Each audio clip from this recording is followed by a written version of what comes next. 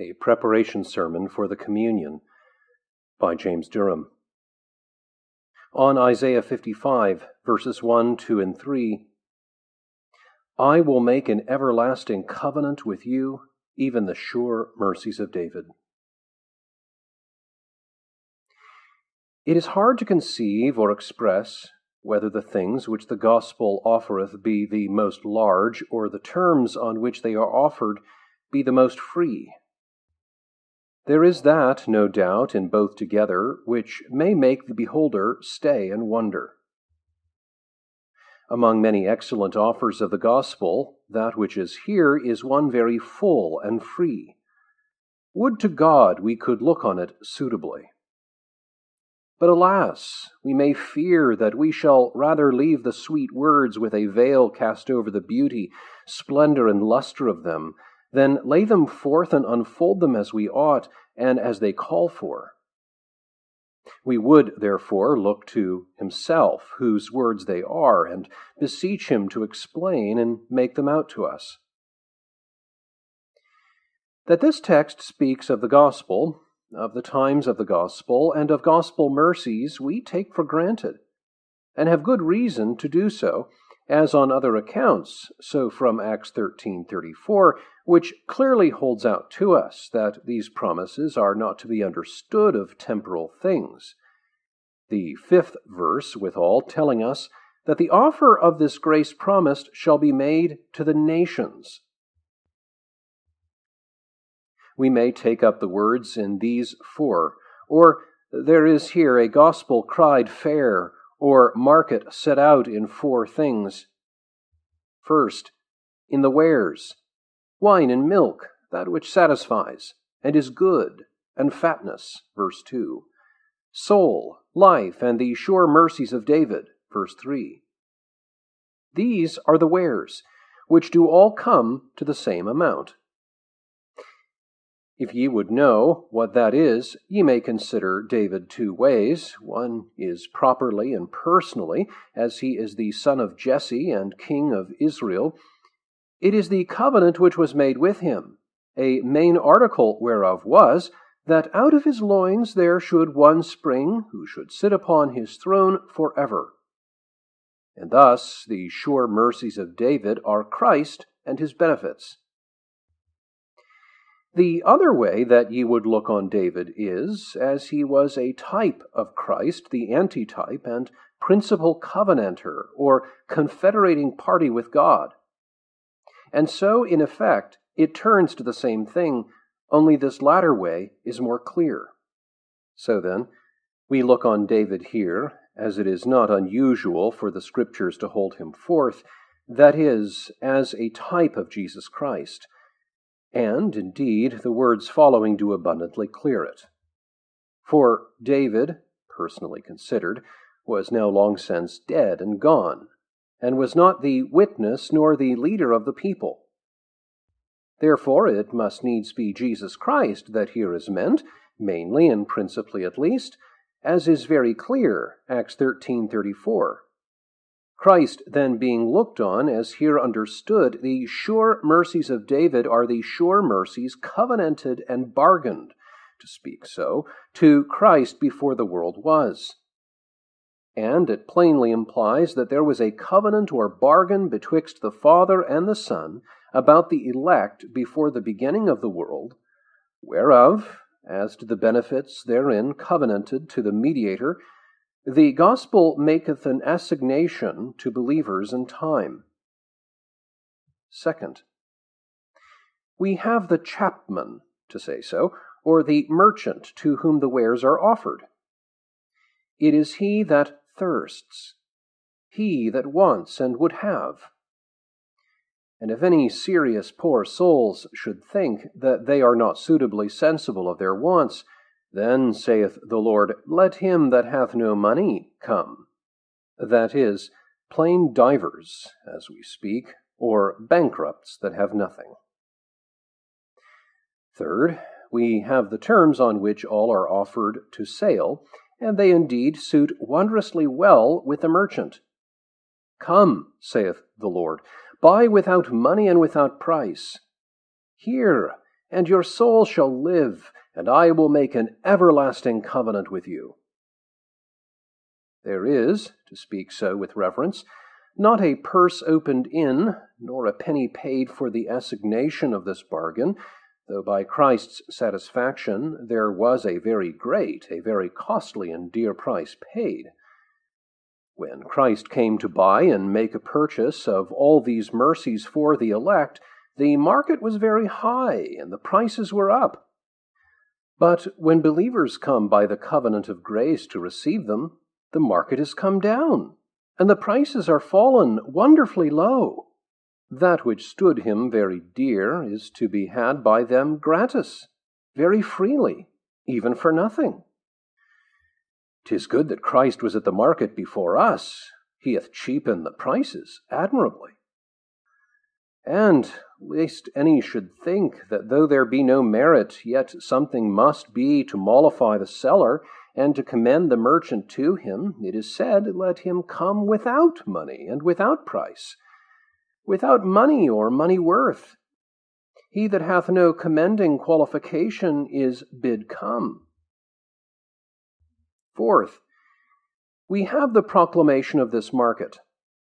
As grace hath choice wares and sets them out very freely to sale, so it keeps them not close shut up, but brings them forth to public view and to every one. Ho, come to the waters.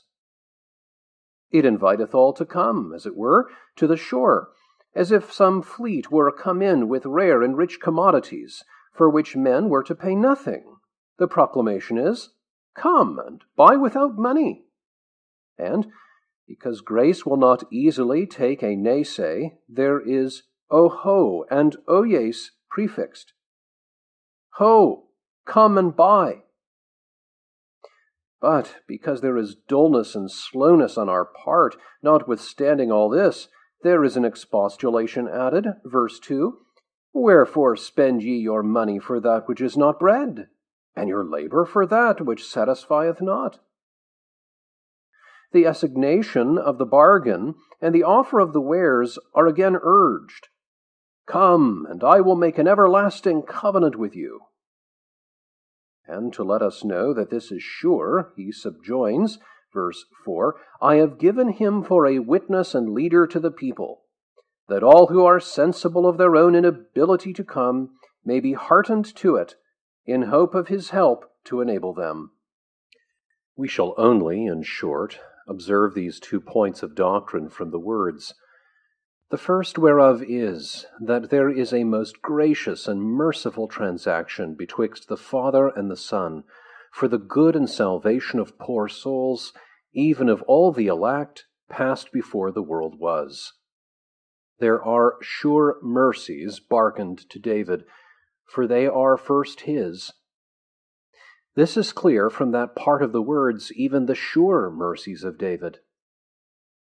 The second is that all those mercies are put to sale in the gospel to diver bankrupt sinners upon exceeding easy, low, and condescending terms. The first doctrine is implied, that is, that the covenant of redemption, wherein there were so many given to Christ, whose price he undertook to pay, is settled and established. According to that, John 6, verse 39, This is the Father's will, that of all he hath given me, I should lose nothing, but should raise it up again at the last day. The second looks to the administration of this covenant by the covenant of grace in the gospel, according to verse 40. And this is the will of him that sent me, that every one that seeth the Son and believeth on him may have everlasting life, and I will raise him up at the last day. So that what is laid on the Son, verse 39, as the condition of this covenant is in the 40th verse made offer of to believers by the gospel. The first doctrine hath 2 branches. The first whereof is that there was a transaction concerning the salvation of lost sinners betwixt the Father and the Son before the world was. A covenant made with David before it is or can be declared and preached in the gospel, the terms whereof were resolved on, and all the articles of it agreed upon. The Father proposing and the Son accepting the bargain from eternity. As is clear, Psalm 40 verses 6 and 7, where, when it is, as it were, consulted, what shall be the price of redemption, it is not sacrifices nor burnt offerings, but a body hast thou prepared me. Behold, I come, in the volume of thy book it is written of me, I delight to do thy will, O my God, which is expressly applied to Christ. Hebrews 10:7. This is easily cleared from the consideration of the parties contracting, and of the ends for which this covenant was undertaken, and of the effects that follow upon it. The second branch of the doctrine is that this, as to sinners, is a most gracious and merciful, a most kind, loving, and lovely transaction, exceedingly for the behoof and advantage of sinners. There are 4 words in the text which hold out this. First, the nature of this covenant is mercy. All the articles of it savor strong of mercy to sinners. They are exempted, though Christ came under sore strokes. Whether we consider this covenant as exacting of Christ or promising to Christ, it is always for sinners' behoof. It is a covenant of mercies. So, 2 Samuel 23 verse 5, it is said to be an everlasting covenant, ordered in all things and sure. And 2 Peter 1:4, it is said, according as his divine power hath given unto us all things that pertain to life and godliness. Mercies of justification, pardon of sin, sanctification in all its gradual advances, of fellowship with God, of grace and glory, even of every good thing, or good things of all sorts. Third, it is very gracious and merciful in respect of the excellent kind of these mercies. They are not common mercies, but mercies of David, bestowed upon his anointed. Christ is furnished and filled with them, that out of his fullness we may receive, and grace for grace, even grace in a good measure. Fourth, they are stable mercies, not fleeting and quickly gone, not a glance of mercy which evanisheth. The covenant is everlasting, and the mercies are the sure mercies of David.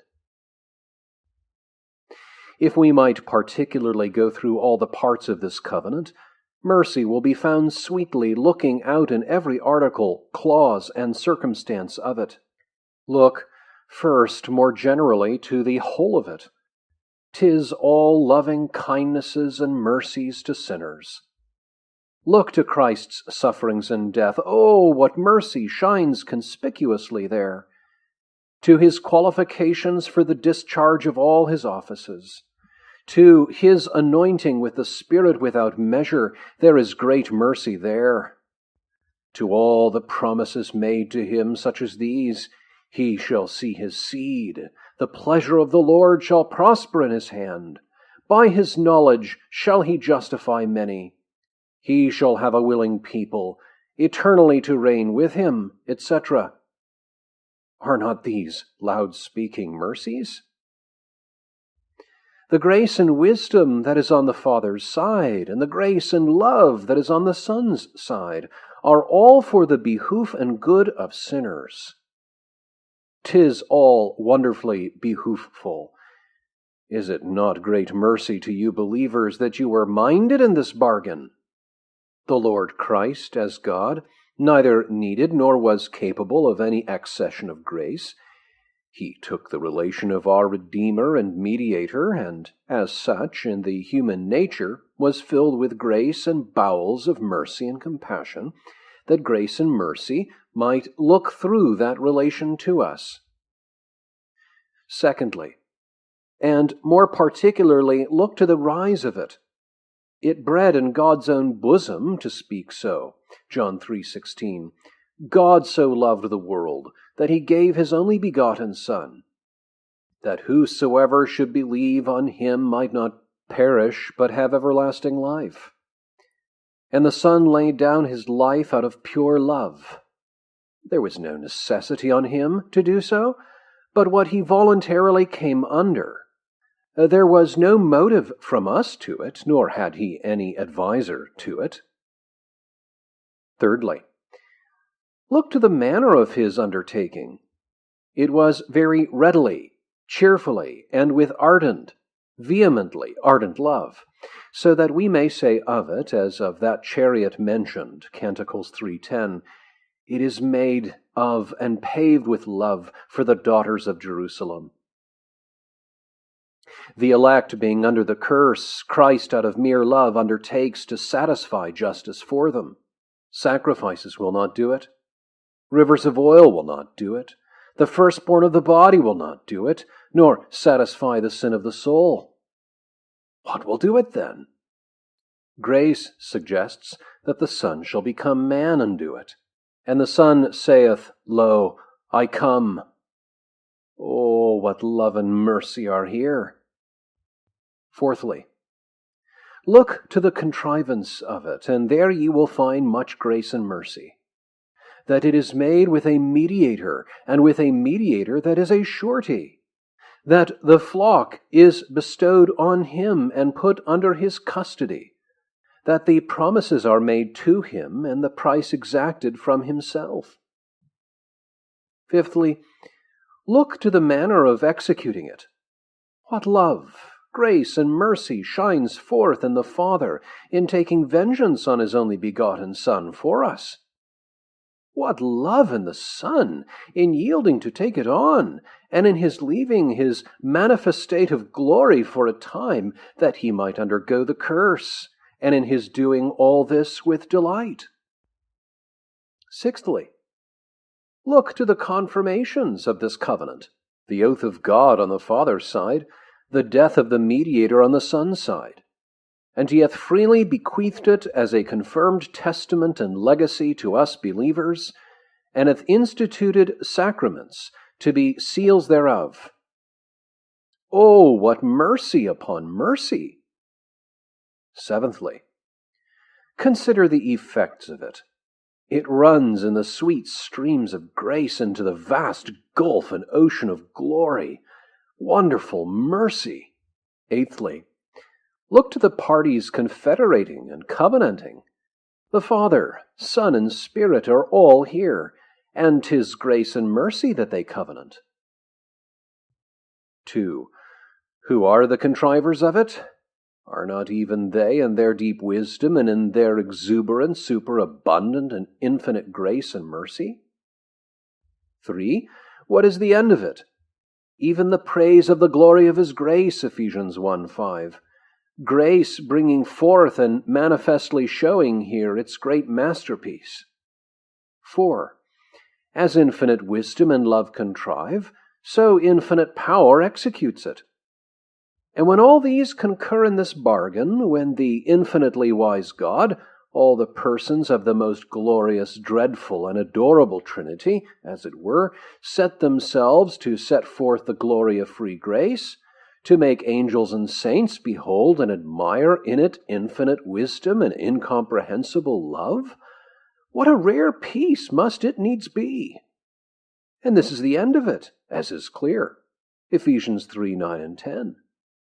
That all men might see what is the fellowship of this mystery, which from the beginning of the world had been hid in God, who created all things by Jesus Christ, to the intent that now unto the principalities and powers in the heavenly places might be known by the church the manifold wisdom of God. The second doctrine is that this good and gracious bargain that is passed betwixt the Father and the Son, which is holy mercy, is brought to the market and exposed to sale on exceeding easy and condescending terms, and that to bankrupt sinners. What proclaims the Lord here? Even this, I will give you the sure mercies of David. That which I and my son have carved out for the glory of grace, and for a proof of the riches of my bounty, I will make all over to you freely. Hence, Ephesians 3:8, it is called the unsearchable riches of Christ. So that, whatever Christ hath as mediator, it is holden forth here, that out of his fullness we may receive grace for grace, a proportion of all the grace that is in him. In prosecuting this point, we shall show, first, more particularly, what this bargain is that is put to the sale. Second, who the merchant is. Third, what are the terms on which and how it is made.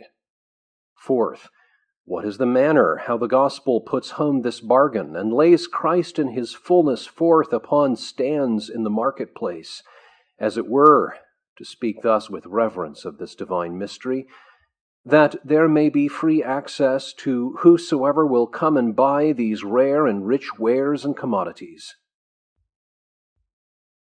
As for the first, that ye may know what the bargain is, and what is in your offer in this day of the gospel, take it in these few particulars. First, all that ever any believer in the world had is put to sale here. If any believer ever had fair privileges, sure it was David. And if ever any had a merciful bargain, he had it. And such is this covenant, justification, adoption, peace with God, grace and glory. All these marrowy, material, massy, and essential blessings that David had. It was not another Christ, nor another heaven, nor another covenant of grace that he had, but the same that is here. Second, consider it further, and we will find it to be all that is made over to our Lord Jesus Christ. If he had a good bargain, the Spirit without measure, fullness of truth and grace, great glory and honor, being advanced to the right hand of the Father, the same is believers, their bargain proportionally, a due and just proportion being kept betwixt the head and the members. John 1:16. Of his fullness have we all received, and grace for grace. It is not another, but the same grace that our Lord Jesus hath. Yea, it is not another glory they are advanced to, no other table they are set down to, no other throne they are set on, but the same glory, table and throne. It is to behold his glory, to sit at his table, to sit with him on his throne. John 17:22 and 24, Luke 22:30, Revelation 3:21. In a word, there are not two covenants of redemption betwixt Jehovah and the mediator, one for himself and another for the elect, but it is one and the same covenant for both, though with many vastly different respective considerations and circumstances. Third, look to the wares and commodities, to speak so, that are exposed to sale in the gospel. They are not only the promises made to Christ, but Jesus Christ himself is brought forth to the market. He is the great promise, and far beyond all the other promises made in and the graces given by the covenant. I have given him, saith the Lord, verse 4, for a witness and leader to the people. He is the great gift of God, that gift of gifts, being the Father's fellow. Nothing in heaven or earth, no person, man or angel, can by far, very far, infinitely far equal him. To whom can you liken or compare him? To us, saith the prophet Isaiah, chapter 9, a child is born, to us a son is given, and the government shall be upon his shoulders, and his name shall be called Wonderful, Counselor, the Mighty God, the Everlasting Father, the Prince of Peace. This is David's most substantial, massy mercy. He is called Wonderful because there is no possibility for creatures adequately to conceive or with exact suitableness to express what his name is or what is comprehended within his name. Fourth, look on Christ as mediator, as God-man, Emmanuel, God with us. There is put to the market, to speak so with reverence, God himself. For thus the covenant is expounded and summed, as frequently elsewhere in the Scripture, so particularly, 2 Corinthians 6:16, I will be their God, and Revelation 21:17, he that overcometh shall inherit all things, and I will be his God. Now, consider all these in a conjunction, that is, what all believers have, what Christ hath, and Christ himself, what God hath, and God himself. Oh, what an incomprehensibly rich and rare, great and glorious bargain is this! And yet all is by the gospel brought forth, laid before the hearers of it, and made offer of to them on most easy and wonderfully condescending terms. May we briefly and in a few words sum up what is in it? Firstly, all things that may make up believers their peace with God and remove the quarrel. Secondly, all things pertaining to or needful for life and godliness, as it is, 2 Peter 1:4.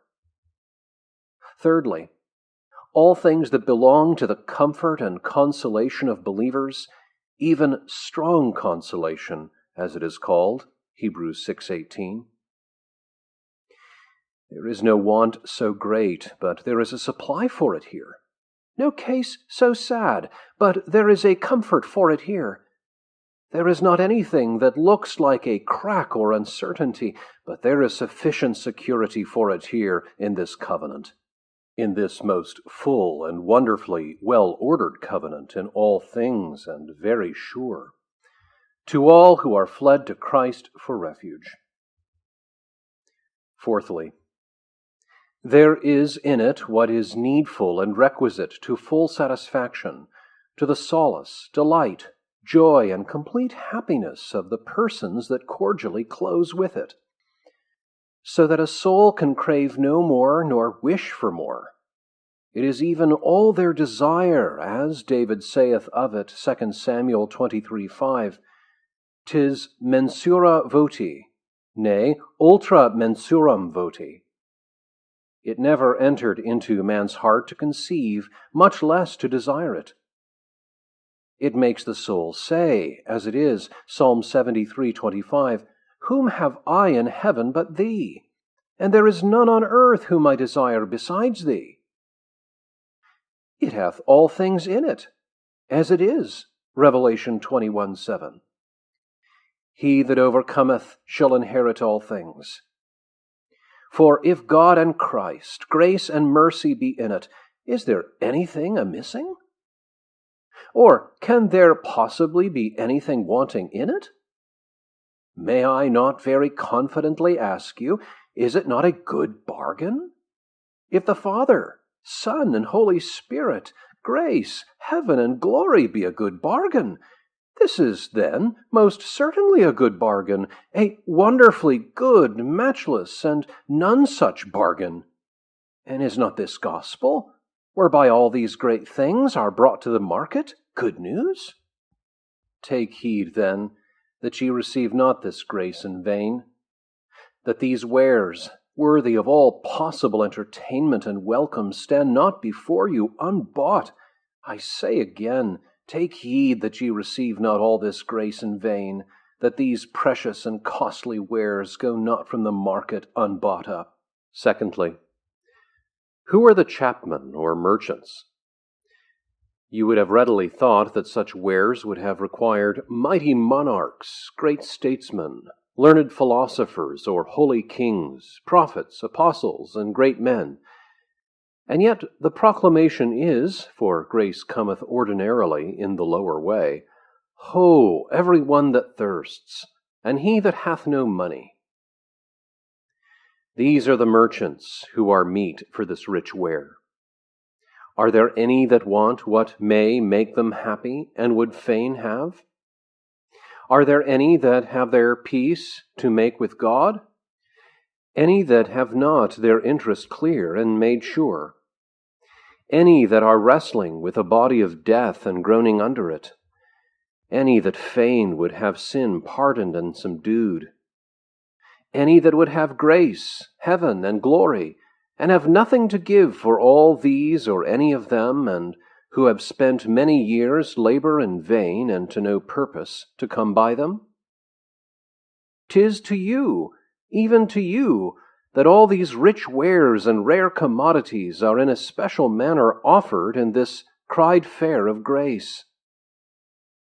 And, to clear this a little, I suppose there are none of you, but you are some way under one of these three, though the external call and offer comes indifferently to you all.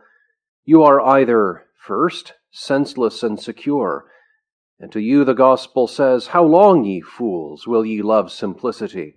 And how long will ye sleep, O sluggards? As there is a challenge and regret here, so there is a conditional offer made to you, in as far as it is here implied, that the offer is made to them who have no bread, and have been bestowing their labor on that which satisfies not, glutting themselves with the world, or wrapping themselves up in the groundless conceit of their own righteousness. To such it saith, How long will ye spend your labor for that which is not bread? Or second, ye are some way affected with sin, lying under convictions, stinged, some way burnt up, and consumed with the apprehensions of the wrath and terrors of God.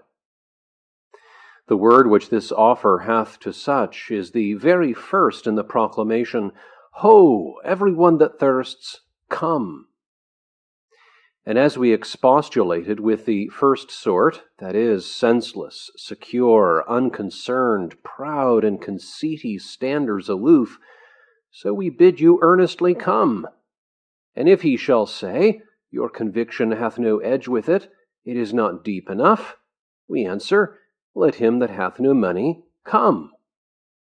If ye have quite given over all hope of your prayers and other performances, as to making your peace with God by them, and have in that respect utterly renounced your own righteousness, and so have no money, no price, though ye be not pinched and pricked at the heart under the sense of sin and deserved wrath as ye would, yet come, O come.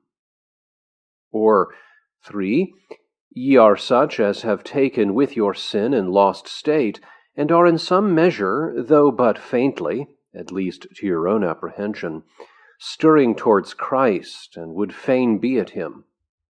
Up, for to you the offer most kindly says, Hear, and your souls shall live. Eat, and be satisfied. The wares are not brought forth and laid before you, that ye should only, to say so, block or cheapen and ask the price, but also and mainly that ye should buy, eat, and feed on them. The gospel doth not, as it were, so much offer to make with you a bargain, as it offers you the benefit of a bargain already made, that is, with Christ. And thus these three take in every person that wants, and is not, it may be, so sensible of it, and every one that wants and would have. For the third, that is, the terms on which the closing of the bargain depends, they are holden forth in 4 words in the text, with 2 qualifications, which make up the terms. The first word is, come, and that supposeth people's leaving of their present standing place and posture, and their moving towards the marketplace where the rich ware is exposed to sale. The second word is buy, which imports a price put on the market ware, a valuing of it, and a sort of treating to make it ours.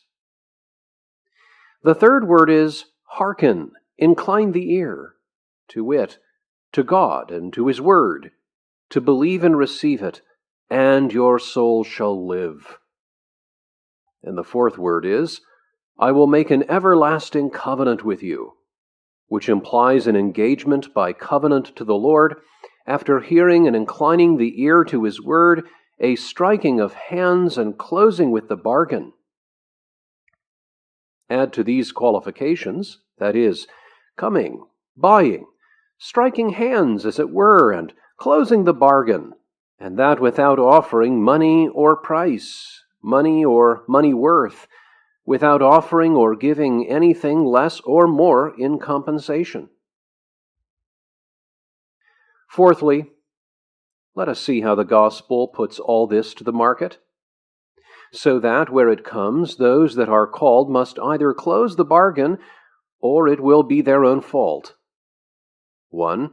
It proclaims the fair, as it were, to all round about, that there are such wares to be had, and at such a price, the rarest and richest wares and commodities, and at the cheapest rates that ever the world heard tell of.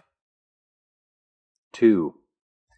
It doth not only proclaim, but invite and double the invitation to come. 3. It not only invites, but puts the invitation so home that people must either make the price, to say so, though it may be soon made, there being in effect no price, and buy or refuse the bargain. If they will not be at the pains to come into the shop, as it were, it brings forth the wares and lays them down in the marketplace, and, as it were, one stands in the street and cries, Come, buy, come and enter the covenant freely.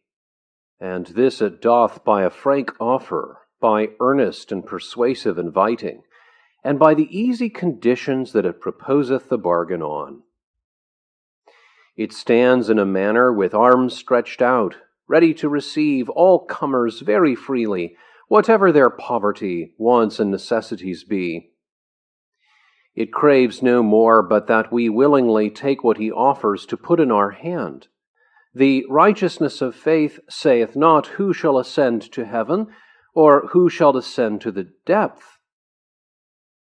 There is nothing now to be suffered, nor to be purchased by any more suffering, but the word is near thee, in thy heart and in thy mouth. It lays the ware at our very door, as it were, so that we have no more to do but to stoop down and make it up, but heartily to say the word, and it is a bargain. Now, for application, may we not resume and say that there is a good and excellent bargain to be had in the gospel, and on very good and easy terms? 'Tis a market day, and indeed it were a pity that such wares should be brought to the market, and that few or none should buy. That Christ should, to speak so, open his pack and sell no wares. Therefore, let me say a few words to you for persuading you readily and presently to embrace the offer of this richest bargain. And in the first place, we pray you believe this truth. Alas, there is little or no faith given to it. Souls come straitened, not throughly believing that God is putting Christ, grace and glory, heaven and happiness, and all to sale.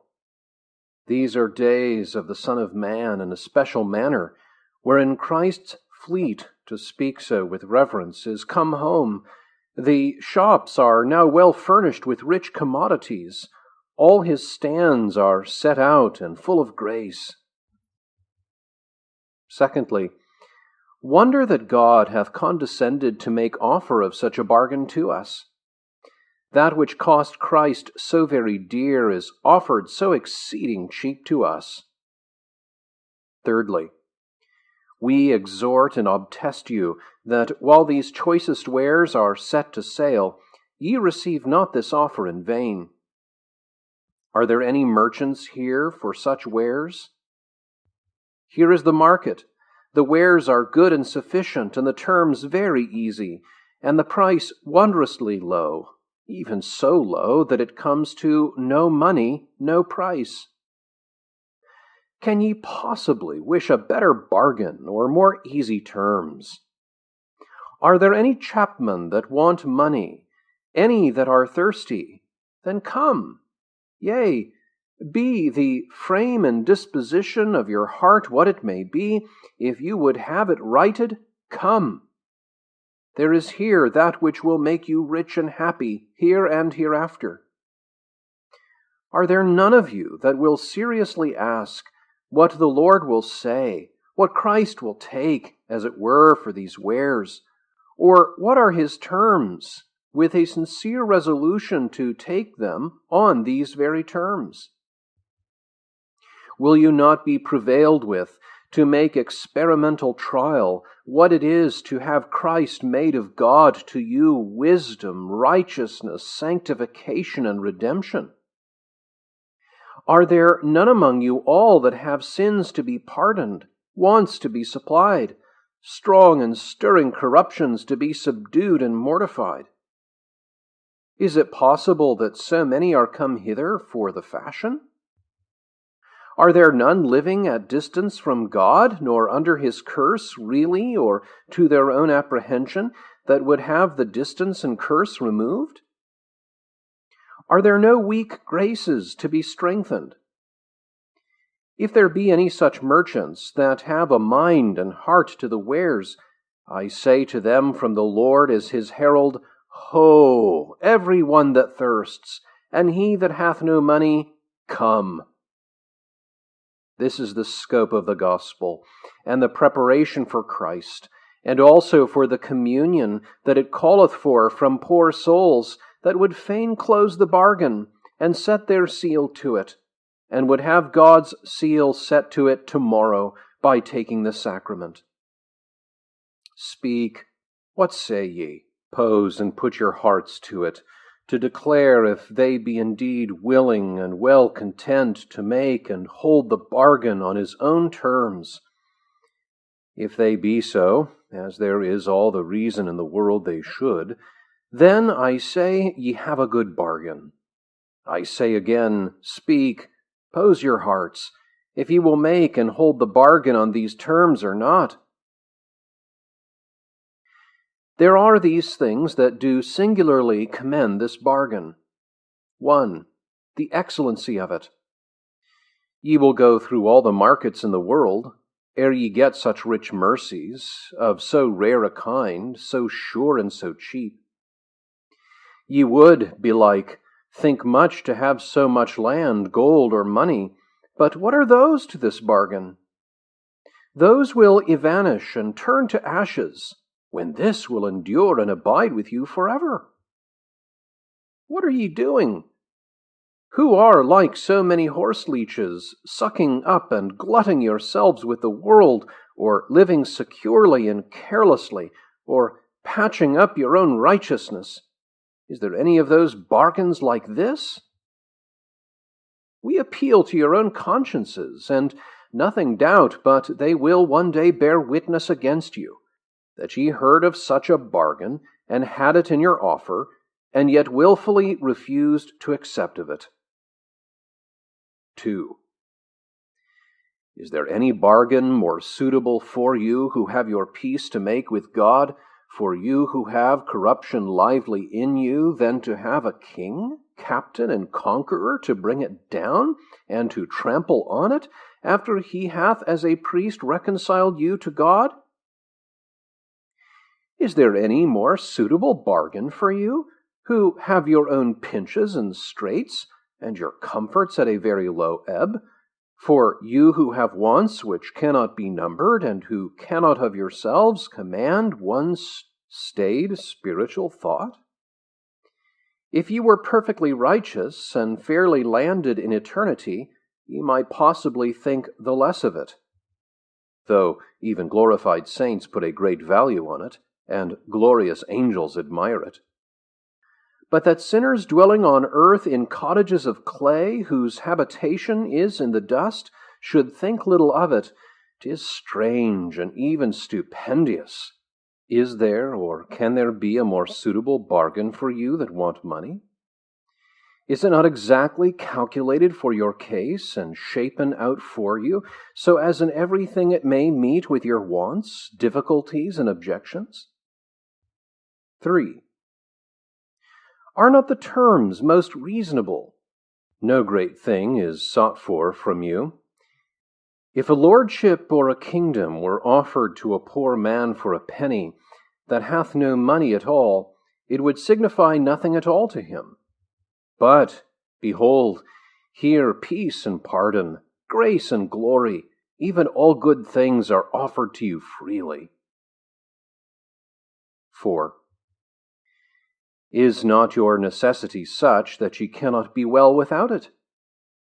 For though ye should spend your money and bestow much labor, and even wear out your very eyes with weeping, and your hearts with grief and sorrow, if ye take not this course, all will only have this motto written thereon: Vanity of vanities, all is but vanity and vexation of spirit.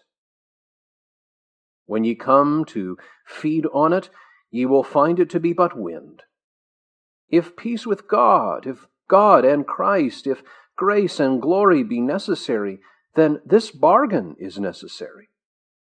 But if ye will continue lazy, indifferent, lukewarm, and unconcerned in the matter, ye shall find that ye have sitten in your own light greatly, and suffered the opportunity of the market to slip, which ye will never possibly recover.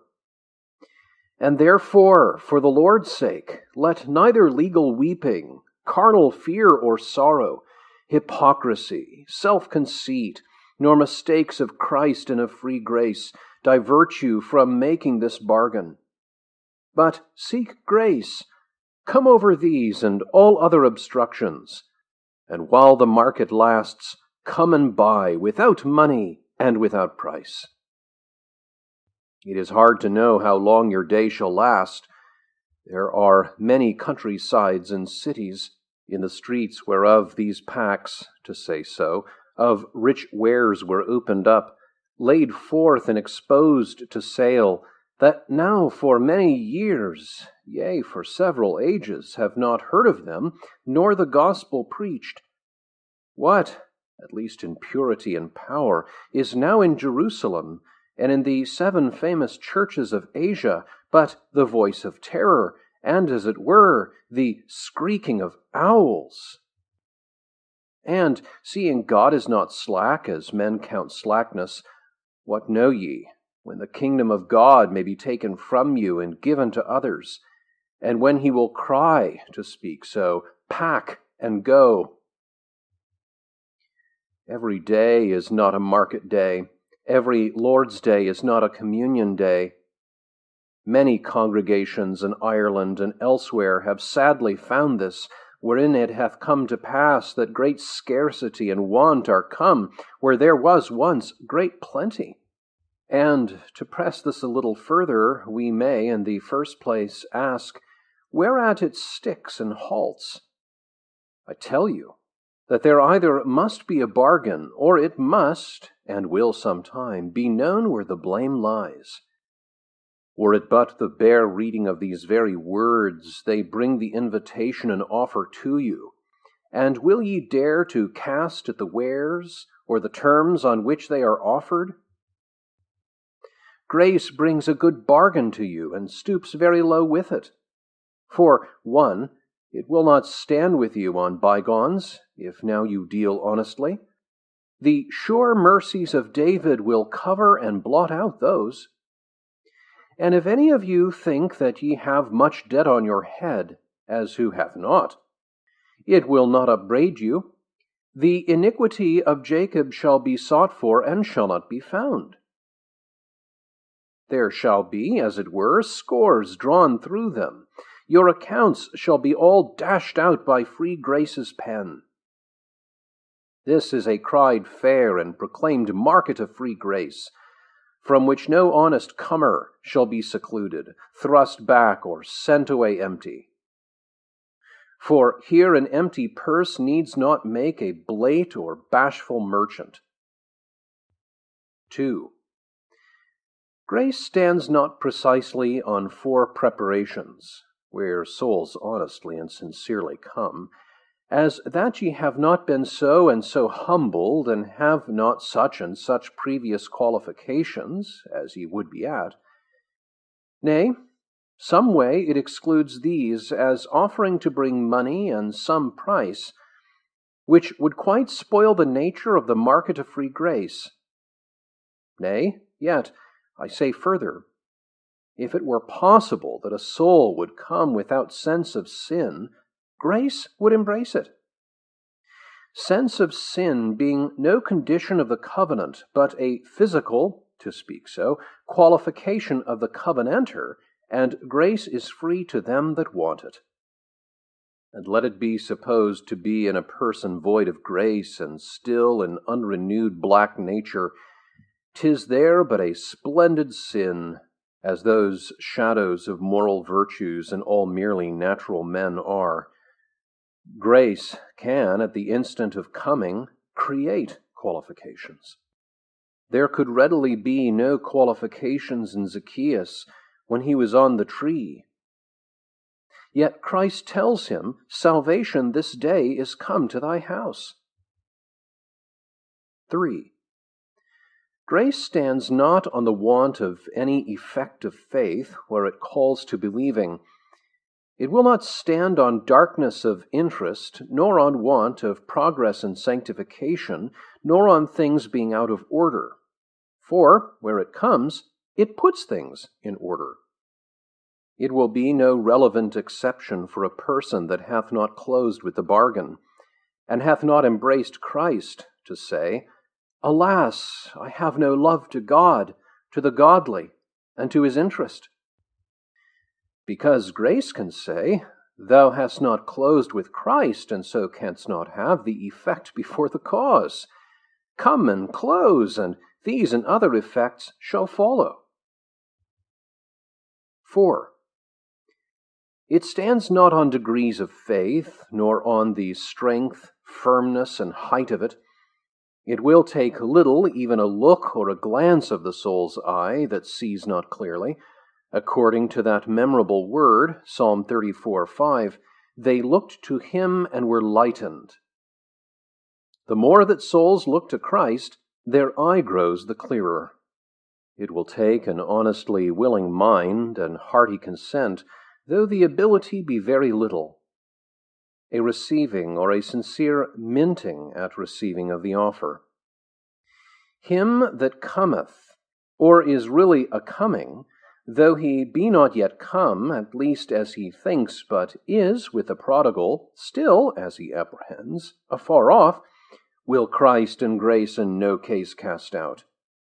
For no sooner doth spiritual life stir in faith's weakest acting and moving towards Christ, but grace meets it.